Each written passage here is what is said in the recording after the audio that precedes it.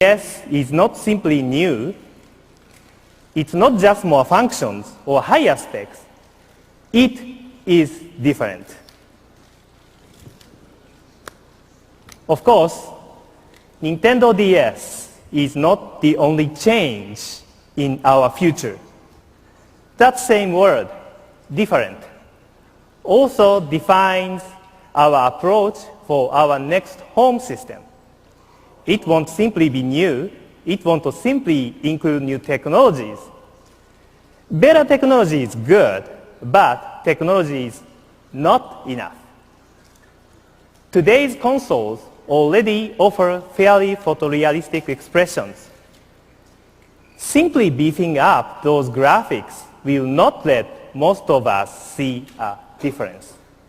So what should a new machine do? For both game creators and game players, new machine needs to do much more. They must offer an unprecedented play experience, something no other machine has delivered before. The definition of a new machine must be different. I want you to know that Nintendo is working on our next system, and that system will create a gaming revolution. Internal game development is underway. When the impact of the new home machine comes, our revolution will be there. I suppose I could give you a list of our technical specs. I believe you'd like that, but I won't for a simple reason. They really don't matter.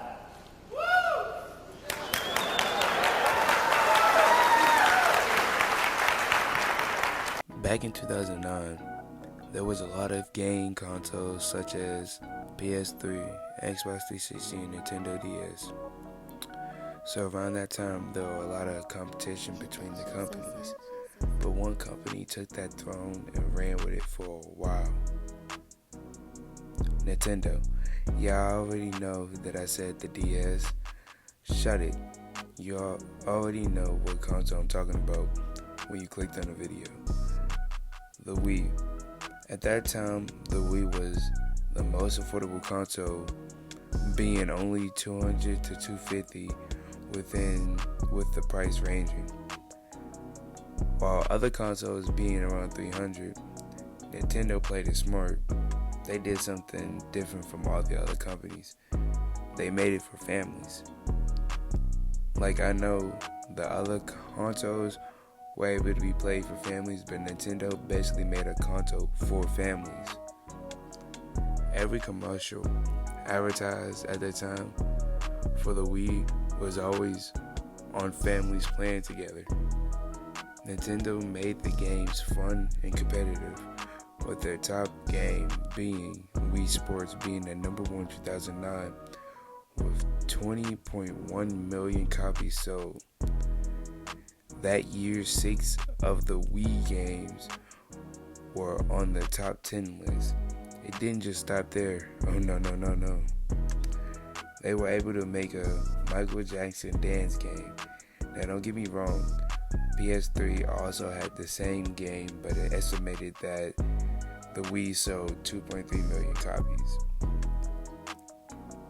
Now, I'm not 100% sure. This is just an estimated guess, but that also a game boosted it. Same as Just Dance. Nintendo had something good with the Wii until they completely changed it up with the Wii U, which was just an early version of the Nintendo Switch and a later version of the DS. Now, this is just all an opinion, but I feel like the Nintendo could have done more with the Wii, but instead they decided to move on with the business and make a new one instead of upgrading the one that was still great. Now, I know some people might think, yeah, the Wii wasn't that good of a console. The graphics wasn't that good for any other game that they released on there, like Call of Duty. But it wasn't really supposed to be made for games like that. It was supposed to be made for like family games, like games you can play together, like party games. because we all know Mario was a Nintendo game, and Mario was actually one of the games that were on that list.